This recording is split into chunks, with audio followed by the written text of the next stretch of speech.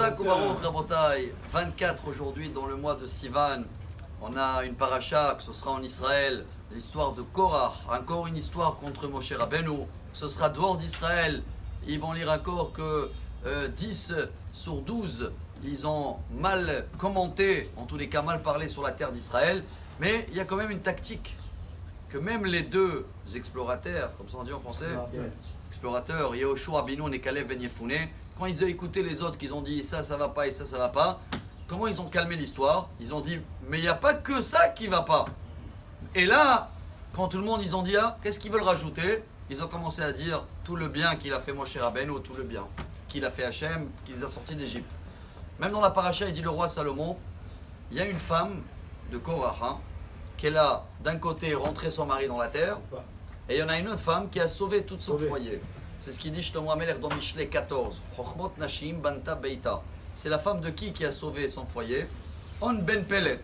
Vous allez voir au début de la paracha, il était dans l'histoire de Korah et d'un coup il a disparu. Mais il a disparu pour le bien. Le Midrash raconte que quand il est venu à la maison et le lendemain, ça devait être la terre qu'elle sauve et qu'elle avale tout le monde. Alors la femme de Korah, elle a charrié.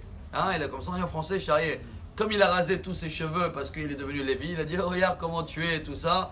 Et ça a commencé à démarrer tous ces problèmes. Mais l'autre femme, la femme de On Ben Pelet, elle a dit à son mari, dis-moi, je n'ai pas compris, que ce sera Moshe Rabbeinu qui a raison, ou Korah qui a raison. Toi, tu ne seras jamais le patron, non? Tu ne seras jamais le numéro 1. Tu vas travailler ou chez un ou chez l'autre. Alors qu'est-ce que tu as gagné?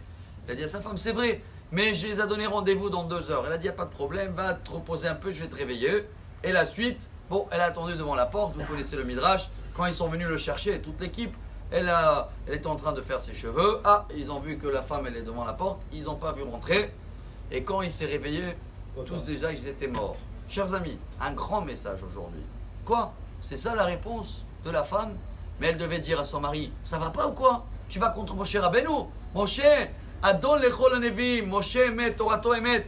Comment tu peux oser? Eh bien, chers amis, non, elle n'a pas dit ça. Et le roi Salomon, en plus, il dit bravo. Et vous savez pourquoi elle n'a pas dit ça? Ça n'aurait pas marché. Pourquoi ça n'aurait pas marché? Il y a une phrase en hébreu, voilà le message d'aujourd'hui. Bakvish, tieh hacham, al tieh tzodek.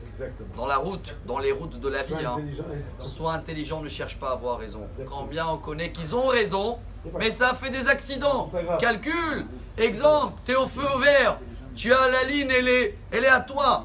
Tu peux y aller, non? Et il y en a un fou qui arrive et qui traverse le feu rouge. Tu veux avoir raison et faire un accident? Ou tu apprends à calculer, à savoir quand c'est le moment, excusez-moi de dire, de ne pas avoir raison, d'être sage. Voilà cette femme qu'elle nous a appris à nous tous, dans tous les chemins, dans la vie, dans toutes les routes, il faut tout calculer. Et des fois, le Yetzer Hara, ça ne sert à rien de le parler avec la logique. Si elle aurait dit à son mari, quoi? Mais c'est Moshe Rabbeinu qui a raison, ça va pas. Eh bien, il aurait divorcé et il aurait le lendemain mouru. Alors qu'est-ce qu'elle a fait? Intelligente. Elle a utilisé la logique. Chers amis, si on fait passer, chers amis, notre savoir-vivre et calculer et non pas chercher d'avoir toujours raison, et bien voilà, on a compris un message en plus de la paracha qui va nous aider dans tous les fils conduites, les chemins de la vie. Bonne journée à tous et que des bonnes nouvelles.